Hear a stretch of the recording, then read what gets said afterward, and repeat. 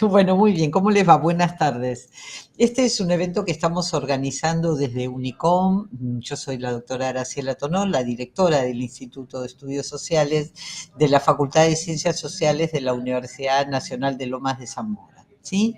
Y hoy tenemos el gusto de recibir a una colega del CONICET y de la Universidad Nacional de Mar del Plata, la doctora María Laura Zulaika.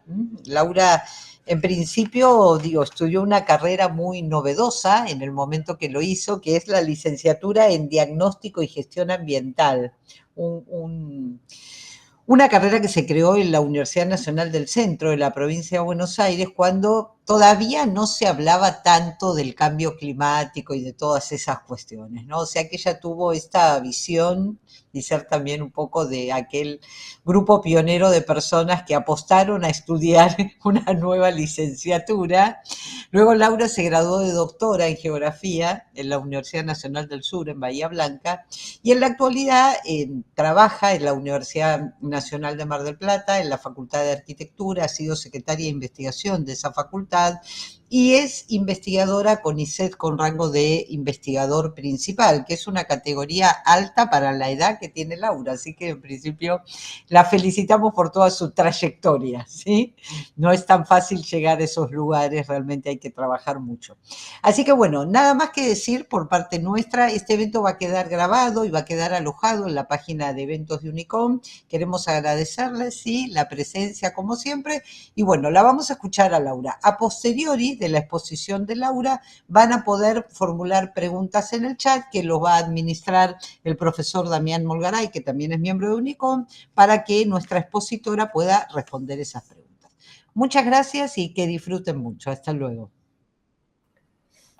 Bueno, buenas tardes a todos, a todas. Bueno, gracias ahí, Graciela, por la presentación y gracias siempre por invitarme. Estoy un poco engripada, así que por ahí si me sueno la nariz o algo, le pido la licencia de poder hacerlo. Pero bueno, muy contenta de poder compartir con ustedes este espacio y muy contenta también de que haya personas interesadas y preocupadas por estos temas tan importantes desde lo ambiental como es el cambio climático. Voy a iniciar con una breve presentación, así vemos algunas imágenes y bueno, les voy comentando un poquito el objetivo de la charla. A ver. A ver. A ver. Ahí se están ve. viendo? Ah, perfecto, perfecto. Si Así me quieres ponerlo marco en pantalla en completa. pantalla Sí, completa. sí. Ahí está. Ahí, perfecto. Bárbaro, bárbaro, porque por ahí no lo veía bien. Bueno, como les decía Graciela, el título de la charla es El impacto del cambio climático en las ciudades del siglo XXI. Y bueno, quería empezar con esta frase de una película que ya tiene unos años, un documental que se llama Home, que dice, en los últimos 60 años, la población de la Tierra se ha casi triplicado y más de 2.000 millones de personas se han mudado a las ciudades, cada vez más rápido. Shenzhen, en China, con cientos de rascacielos y millones de habitantes, era una pequeña aldea de pescadores hace escasamente 40 años. Esta frase nos habla de cómo han crecido en los últimos años la población que vive en las ciudades y del crecimiento de las ciudades. Hoy la mayoría de la población es urbana y este es un proceso que se da muy fuertemente en América Latina y ahí podemos ver en este gráfico cuáles son las ciudades de acuerdo a su composición y cantidad de habitantes en 1990, en 2014 y en 2030 y vemos, por ejemplo, cómo en 2014 había 28 ciudades que tenían más de 10 millones de habitantes y en el 2030 se espera que sean 41, 43 con entre 5 y 10 millones y se espera que sean 63 y así sucesivamente. Incluso vemos un salto, un crecimiento muy fuerte en este rango de ciudades entre 500.000 y 1 millón de habitantes, donde vemos que eran 417 y ahora se estiman unas 558 para este 2030. Entonces podemos ver cómo ese crecimiento es tan importante y, por supuesto, que las mayores problemáticas y los mayores efectos del cambio climático los podemos ver en las ciudades. América Latina va en correlato con ese crecimiento urbano. De hecho, la mayor cantidad de la población de América Latina es urbana. Estamos hablando de un 80% de población urbana, e incluso en Argentina es un poco más del 90%, y podemos ver que ese crecimiento urbano, ese proceso de urbanización, no se da en las mejores condiciones, ya que hay una fuerte desigualdad social, estamos frente a ciudades inseguras, con escasa dotación de infraestructura, y la mayor parte de la población urbana, el 75%, se localiza en las áreas costeras, expuesta a riesgos de inundaciones y de procesos que tienen que ver con este cambio climático. Ahora bien, en ese contexto de crecimiento urbano, de ciudades desiguales, podemos ver que en las últimas décadas, fundamentalmente, los eventos extremos naturales se han dado cada vez con mayor fuerza. Ahí podemos ver desde 1980 hasta el 2017 cómo se intensifican estos eventos extremos, sobre todo aquellos que tienen que ver con eventos hidrológicos como inundaciones o movimientos de remoción en masa, pero también eventos meteorológicos como ciclones, tormentas, que por supuesto inciden en las ciudades y que son cada vez más extremos.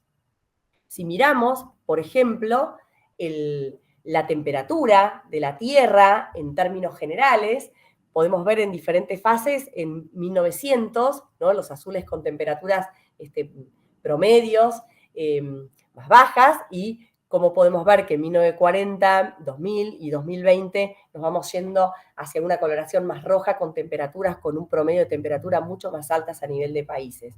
Entonces, el fenómeno de calentamiento global sabemos que es un hecho que está ocurriendo y que se está manifestando de diferentes formas en los diferentes países. Ahora bien, cuando nosotros hablamos del efecto invernadero, nos parece que estamos hablando de algo creado por los seres humanos, de algo que se dio en el último tiempo, y en realidad este fenómeno de efecto invernadero siempre existió en la Tierra desde que hay atmósfera. Y los gases de efecto invernadero tienen un rol central en nuestra atmósfera, almacenando justamente ese calor. ¿Qué es lo que sucede? La energía solar llega a la Tierra, rebota en la Tierra en forma de radiación infrarroja, y llega a la superficie a las moléculas de esos gases de efecto invernadero y son remitidas nuevamente a la Tierra, y esto hace que no nos muramos de frío durante la noche, cuando no hay sol, durante los inviernos, ¿no? Si el efecto invernadero no existiera, la temperatura promedio de la Tierra, que hoy es de unos 15 grados, estaría en unos menos 18 grados centígrados. O sea, el efecto invernadero siempre existió y tiene una función clave en nuestro planeta, que es la de regular la temperatura. Ahora bien, ¿qué es lo que sucede? Las acciones humanas, ya sea por emisiones de gases de efecto invernadero, dióxido de carbono, metano, sobre todo asociado a la quema de combustibles fósiles, y también a procesos de deforestación, hace que la acumulación de esos gases de efecto invernadero que se encontraban de manera natural aumente de forma muy significativa, provocando un sobreefecto invernadero o un calentamiento global. Y a eso es lo que le llamamos calentamiento global, que tiene que ver con estas acciones humanas o acciones antrópicas que lo que han hecho es generar estos gases de efecto invernadero en una proporción muchísimo mayor a las que están en estado original, y esto hace que la temperatura del planeta se vaya elevando, como lo pudimos ver en esas figuras a lo largo del tiempo. Si nosotros, por ejemplo, miramos el contenido de dióxido de carbono atmosférico en una curva y la temperatura media de la superficie de la Tierra en diferentes momentos, vemos que hay una correlación muy directa entre el dióxido de carbono y el incremento de la temperatura de la superficie de la Tierra. O sea que esta relación es muy directa, y por eso no hay dudas entre los científicos en el panel intergubernamental para el cambio climático de que es un fenómeno real que está ocurriendo y que tiene que ver con las acciones humanas. Bueno, ¿por qué nos pregunta el cambio climático? La Tierra ha sufrido modificaciones en el clima a lo largo del tiempo, a lo largo de la historia de la Tierra, ha sido diferente, y esto no en tiempos geológicos no ha tenido consecuencias severas, pero sí en una escala humana, ¿no? Y sobre todo porque está generado por acciones netamente antrópicas. ¿Qué es lo que sucede? Bueno, aumenta la temperatura del planeta y esto, por supuesto, va a provocar el derretimiento de los glaciares y además el aumento del volumen de los cuerpos de agua, haciendo que el agua ingrese al territorio, a los territorios costeros. Va a provocar cambios en los patrones climáticos, como por ejemplo el aumento de eventos climáticos extremos como sequías, tormentas intensas, inundaciones y olas de calor, como lo pudimos ver en esos entre 1880 y el 2017, que veíamos que esos eventos extremos iban en aumento. También esto se traduce en una crisis para la salud pública. ¿Por qué? Y bueno, porque las olas de calor, el aumento de enfermedades transmitidas por vectores como dengue o malaria se intensifican con cambios en el clima. Hay pérdidas también de biodiversidad porque las especies van a enfrentar dificultades para poder adaptarse a esos cambios del entorno. Va a haber un aumento en el nivel del mar, como les decía antes, debido al derretimiento de los glaciares, casquetes polares, y también esto genera riesgos para las comunidades costeras. Y por otra parte, va a haber impactos en la agricultura y en la seguridad alimentaria porque esto va a cambiar cambios en los patrones de lluvia con sequías y temperaturas extremas que lógicamente van a incidir y modificar la producción de alimentos. Ahora bien, estos efectos del cambio climático van a ser muy fuertes en las ciudades. Las ciudades son las que en gran proporción generan los gases de efecto invernadero que se acumulan en la atmósfera, ¿no? Por el uso de los combustibles fósiles, o bien ya sea por la agricultura y la ganadería para sostener a las ciudades y los procesos urbanos, y vamos a ver que en las ciudades están las principales consecuencias del cambio climático, atendiendo que la mayor parte de la población se asienta y vive en las ciudades. Ahora bien, no todas las ciudades y no todos los países del mundo son igualmente responsables en la producción de estos gases de efecto invernadero. Este es un gráfico que muestra el carbono, las toneladas de dióxido de carbono equivalente que generan los diferentes países, y podemos ver cómo tenemos huellas de carbono muchísimo más fuertes en Asia, en Estados Unidos, y en otros países, por supuesto, la responsabilidad es muchísimo menor, pero los efectos no tienen fronteras. No es que llegan los efectos de la eliminación de gases de efecto invernadero tienen lugar solo en donde son generados, sino que son en el conjunto del planeta. Esta preocupación por el cambio climático y por la emisión de los gases de efecto invernadero está en la agenda internacional. De hecho, ya en la cumbre de Río de Janeiro de 1992 se creó esta Convención Marco de las Naciones Unidas sobre el Cambio Climático porque era uno de los problemas más importantes y donde se sabía que los esfuerzos internacionales para frenar estos desafíos era inminente. Nuestro país, Argentina, ratifica esa convención en el año 1993 y después tenemos dos hitos muy importantes que tienen que ver con el compromiso de los países para reducir las emisiones, como son el Protocolo de Kioto en 1997 y el Acuerdo de París, donde todos los países tienen una causa común para emprender esfuerzos para combatir los efectos del cambio climático y tender a adaptarse a estos efectos. De hecho, este Acuerdo de París tiene objetivos que tienen que ver con el financiamiento para financiar proyectos que tengan que ver con la mitigación y la adaptación al cambio climático, tiene objetivos clave para detener el aumento de la temperatura, así como se plantea una estrategia de progresividad para revisar los avances y promover la ambición para el siguiente periodo, y tiene también acuerdos que tienen que ver con la tecnología, reforzando acciones de innovación y transferencia tecnológica que reduzcan las emisiones. Y bueno, ¿y qué pasa en Argentina? Argentina suscribe en 2016 al Acuerdo de París a través de una ley, que es la 27270, y también en el año 2019 crea una ley de presupuestos mínimos de adaptación y mitigación al cambio climático que se reglamenta posteriormente mediante un decreto. Y que, entre otras cuestiones, en esa ley se insta a todos los gobiernos provinciales a promover sus planes para poder contribuir con la adaptación y la mitigación al cambio climático. Como ahí les decía, siempre se trabaja como en dos ejes. Uno que tiene que ver con la mitigación, que tiene que ver con reducir los efectos del cambio climático, reducir las emisiones, ya sea reducir los gases de efecto invernadero, trabajar en la captura del carbono, usar energías renovables, lograr un transporte sostenible, o bien la adaptación. O sea, ya sabemos que los efectos del cambio climático son visibles, entonces lo que tenemos que hacer es reducir la vulnerabilidad de los ecosistemas frente al cambio climático a través de procesos de reforestación, a través de la producción de infraestructuras más seguras y adaptadas al cambio climático y con protocolos para responder a las diferentes emergencias.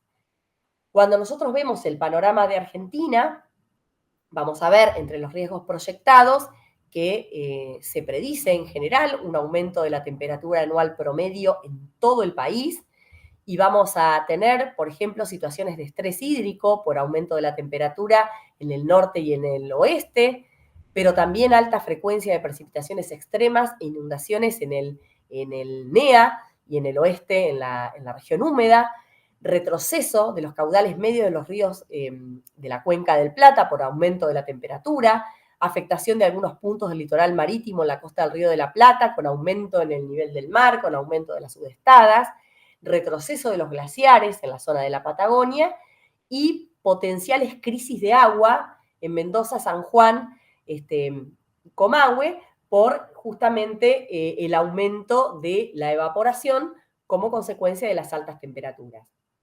Si nosotros miramos las estrategias de mitigación que puede adoptar el país, vamos a ver que, por ejemplo, el transporte y la generación de electricidad son más o menos cada una el 13-14% de la responsabilidad de la generación de emisiones. Y otro porcentaje muy fuerte lo tiene la ganadería, que es como que ahí podrían focalizarse aún más los esfuerzos para intentar reducir la cantidad de emisiones de dióxido de carbono.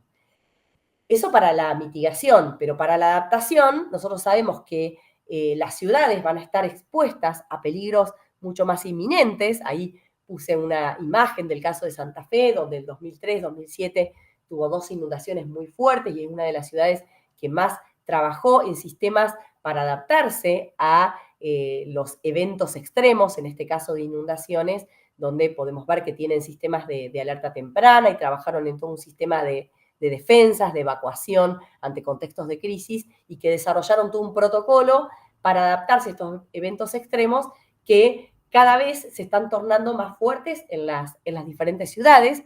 Ahí coloqué una imagen muy reciente, que seguramente la han visto en los medios, este es el río Tacuarí, este es Río Grande do Sul, Porto Alegre, un evento muy reciente donde vemos, fíjense en el caudal del río, en una imagen previa a las lluvias intensas, como toda la ciudad quedó prácticamente bajo el agua, y estos eventos cada vez más los estamos viendo con mayor frecuencia, entonces no basta con la mitigación y reducir las emisiones, sino que necesitamos generar estrategias y trabajar en la adaptación a estos eventos extremos, donde nuestras ciudades no están preparadas para poder hacerlo.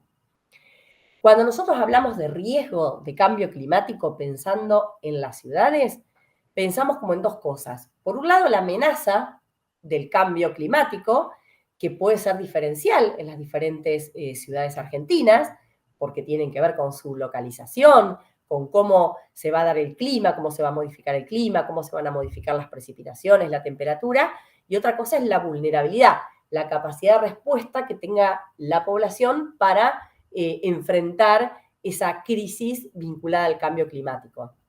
Entonces, por ejemplo, podemos ver algunos eventos extremos tienen que ver con el aumento de las precipitaciones, con el aumento de la temperatura, con la frecuencia de olas de calor, y si podemos clasificar las diferentes amenazas, por ejemplo, podemos ver cómo Salta, Corrientes y Gran Posadas van a tener fuertes eventos de cambio climático vinculados sobre todo con inundaciones, en el caso de Corrientes y Posadas, y por ahí sequías más extremas en el caso del noroeste argentino. Y como les decía, este riesgo tiene que ver con la diferencia que tienen las ciudades en la que se dan esas amenazas, pero por otro lado la capacidad de respuesta. Y ahí podemos ver cómo algunas provincias, como Santa Fe de Misiones, además tienen asentamientos precarios y barrios populares en crecimiento, ¿no? Y esto intensifica a su vez más la problemática, porque la problemática no es solamente con esa amenaza y cómo se da, sino con esa capacidad de respuesta que tiene la población, donde sabemos que si hay población sumamente vulnerable, por supuesto que va a ser mucho más difícil poder dar respuesta. Y bueno, en este contexto crítico de ciudades que deben hacer frente al cambio climático, se están pensando en estas denominadas soluciones basadas en la naturaleza, donde las soluciones basadas en la naturaleza se llaman a las acciones dirigidas a proteger, gestionar y restaurar de manera sostenible los ecosistemas, ya sean naturales o modificados, para proporcionar bienestar humano y beneficios a la biodiversidad. Es decir, se está trabajando justamente en esa naturaleza urbana a partir de la infraestructura verde, lo que decimos los espacios verdes públicos, a la infraestructura verde, es decir, no solamente pensar el espacio verde como un equipamiento, sino como parte de esa naturaleza inserta en las ciudades que tiene capacidad de amortiguación, sobre todo en las inundaciones y crecidas. Y también en proyectos y en procesos de forestación para poder tener áreas de resguardo, de sombra, de absorción de dióxido de carbono, que es tan importante en nuestras ciudades y más en un contexto de cambio. Entonces, esta infraestructura verde la podemos definir como una red de infraestructuras, ya sean naturales o artificiales, que están alrededor de las zonas urbanas o dentro de las zonas urbanas, brindando un conjunto de servicios ecosistémicos a las ciudades. O sea, hoy nos está pensando justamente en canalizar un arroyo, sino en dejarlo a cielo abierto y poder forestarlo y que sea una zona de amortiguación, que pueda contener aguas, que pueda frenar los escurrimientos y fomentar el verde en las ciudades. O sea, eso es lo que se está trabajando. No analizar al espacio verde como una plaza simplemente, como un lugar de socialización, sino como una infraestructura tan importante como la cloaca, como el agua, para poder dar respuesta a un montón de servicios que ofrecen los ecosistemas urbanos en un contexto de cambio climático. Y entre esos beneficios que ofrece esta infraestructura verde, con la que se pretende de alguna manera mitigar y también adaptar las ciudades al cambio climático, podemos tener aquellos que son sociales y de salud, porque dentro de estos sistemas podemos trabajar en la producción de alimentos sostenibles, podemos trabajar también en áreas como si fuesen de resiliencia y de cohesión social, acceso a espacios verdes recreativos, una mejora estética, bienestar físico y psicológico, pero también esto da beneficios a los ecosistemas con mayor abundancia y riqueza de especies, mayor diversidad genética, aumento de la captura de dióxido de carbono, y también reduce las emisiones de gases de efecto invernadero, produce ahorro energético, reducción de la contaminación sonora, atenuación del viento, disminución de contaminantes atmosféricos, situaciones de confort térmico, y también esto provoca beneficios a la calidad del agua,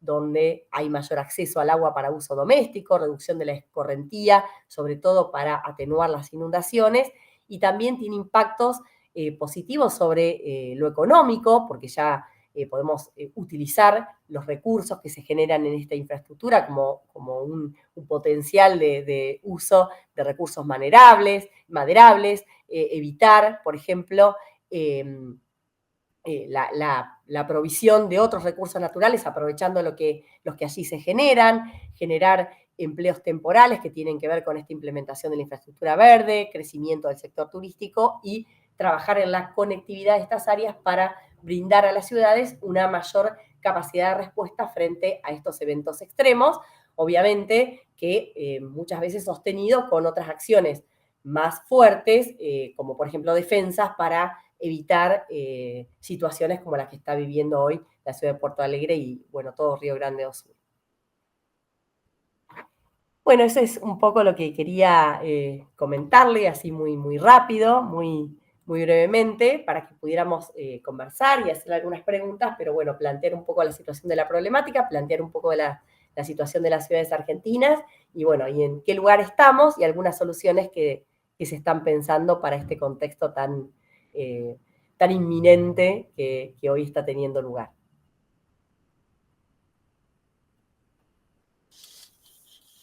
Muchas gracias, Laura. Habilitamos el chat por si alguien quiere hacer algún comentario o hacerle alguna consulta a la profesora invitada.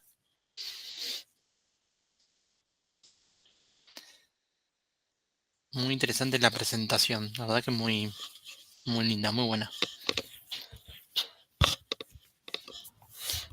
Bueno, gracias ahí también.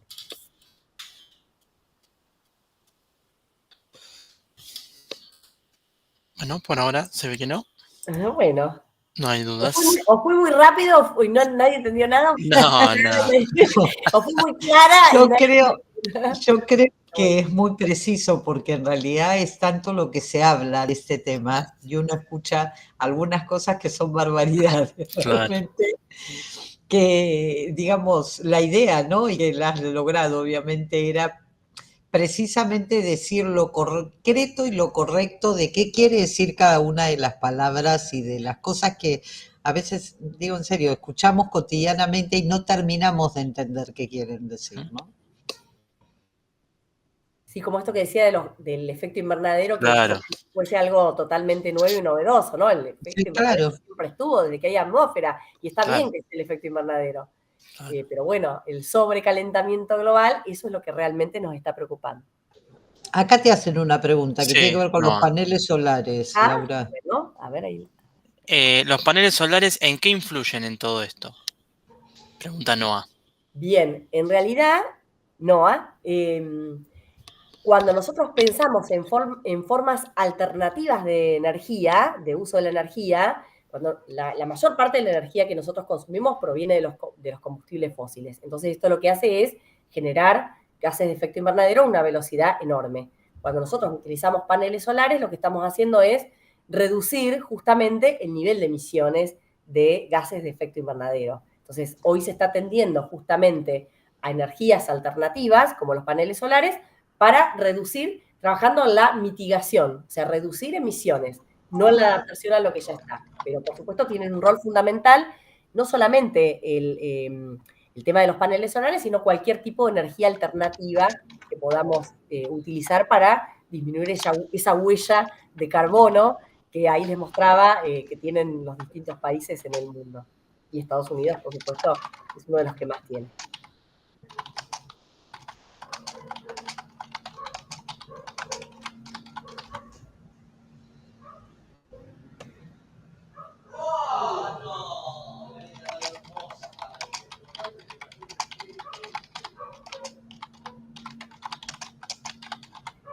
Bueno, yo no sé si hay más preguntas o no, si no lo que podemos hacer, si alguien después tiene una duda, alguna inquietud, si quiere material para profundizar sobre el tema y demás, se pueden contactar conmigo a través de Graciela y Damián para poder ofrecerles si a alguno le interesa alguna temática o algún tema en particular para poder ampliarlo.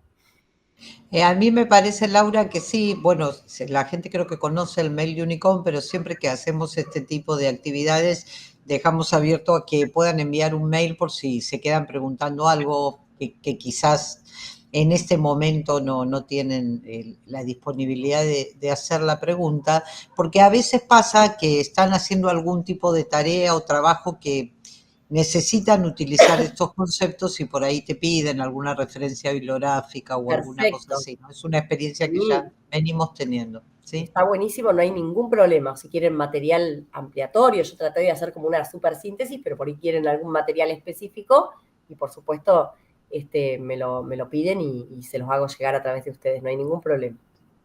Bueno, Laura, muchas gracias, agradecerte No, como siempre, que siempre estás disponible y siempre aprendemos de vos un montón, sobre todo, insisto, porque bueno, sos una experta, una real experta, además certificada en el tema y tenés esta capacidad siempre de la cosa difícil hacerla tan sencilla que por eso tampoco te preguntan mucho, porque es tan no, concreto y tan pertinente que ¿qué le vas a preguntar si ya lo no, dijo?